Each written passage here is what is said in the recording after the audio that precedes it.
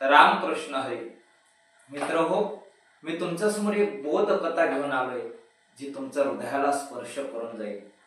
अशीच ती एक कथा, एक जोडप, नीरज आणि निशा.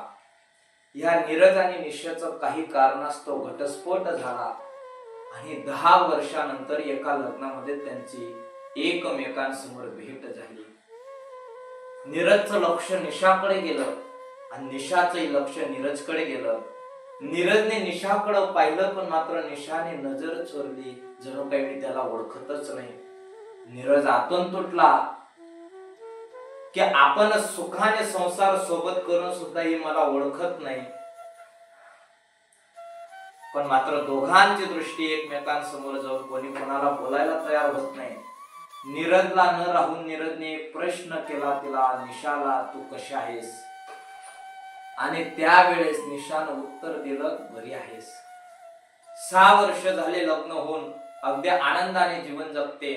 नवरा चांगला भेटलाय, सगळ्या काही गोष्टी व्यवस्थित आहेत, अगदी आनंद आहे, व्यवस्थित काम करतो आणि तुझ्यापेक्षा मला तो खुशच ठेवतो, सुखीच ठेवतो.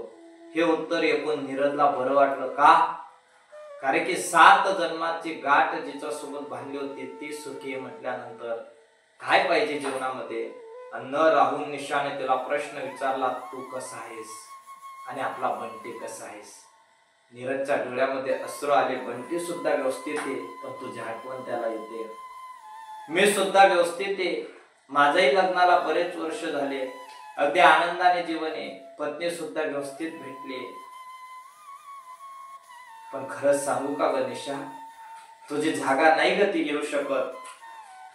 4 लोकांमध्ये ती माझा अपमान करते. नाही ग मी सुखी. नीरजला राहवलं नाही, डोळ्यात अश्रू आल्या.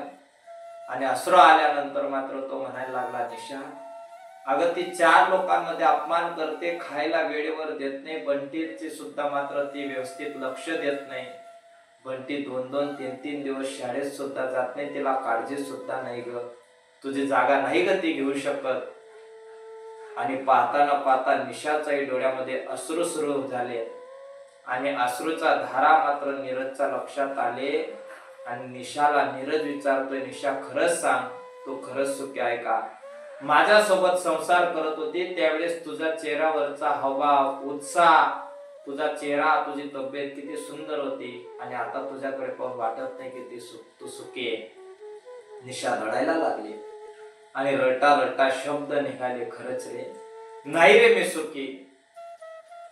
मला दारू पिणारा नवरा भेटलाय, खूप त्रास देतो रे तो. तुझी आठवण दररोज येते रे, पण सांगू कोणाला. एवढा त्रास देतो की खाऊ सुद्धा देत नाही रे तो, झोपू सुद्धा देत नाही. गल्लीमध्ये सुद्धा तो मारायला चुकत नाही रे. एवढा त्रास, एवढ्या वेदना तो देतो. दररोज तुझी आठवण येते की तुझ्यासोबत मी किती आनंदाने राहायची, किती सुखाने संसार आपला चालायचा, किती हास्य कल्लोळ असायचा. गद गद गद गद तो रडायला लागले. आणि रडता रडता नीरजच्या मुखातून शब्द निघाले, निशा आपण चुकलो ग, किती महामूर्ख होतो आपण निशा. छोट्या छोट्या वादामधून आपण घटस्फोट घेतला, काही न कारण असतो, काही नाही ग, किती छोटे कारण, त्याच्यावरून सुद्धा आपण भांडण करायचो. आणि बघ आता आपल्याला रडण्याशिवाय दुसरा पर्याय उरला नाही. मित्र हो, ही कथा आपल्या जीवनामध्ये खूप काही सांगून जाते की छोट्या छोट्या वादामधून का तुम्ही भांडण करता. माझं तर असं मत आहे, वादात्मक जीवन जगण्यापेक्षा संवादात्मक जीवन जगून जा. जीवनाची दिशा बदलल्याशिवाय राहणार नाही. पश्चाताप करण्यापेक्षा ज्यावेळेस वेळ निघून जाते ना, त्यावेळेस आपण पश्चाताप करतो. पण मात्र जोपर्यंत तुमचा आमच्या हातामध्ये वेळ आहे तोपर्यंत काय जीवन जगून जायचंय आणि कसं समाजामध्ये बोलायचंय, कसं राहायचंय याचा विचार करा. वाद घालू नका. संसार सुरळीतपणे चालेल याची काळजी घ्या. कारण की 2 दिवसाच्या जीवनामध्ये जर आपण गोड बोललोच नाही तर जीवनाला अर्थच उरत नाही. म्हणून पश्चाताप करण्याची वेळ कुणावरही येऊ नये. ही कथा आपल्याला खूप काही सांगून जाते. याचा विचार प्रत्येकाने आपल्या जीवनामध्ये केला पाहिजे अशी आशा व्यक्त करतो आणि थांबतो. मी रोहित महाराज, डोंगरगाव, तालुका शिंदखेडा, जिल्हा धुळे. येतो. पुढच्या व्हिडिओमध्ये नक्की भेटूया. रामकृष्ण हरी.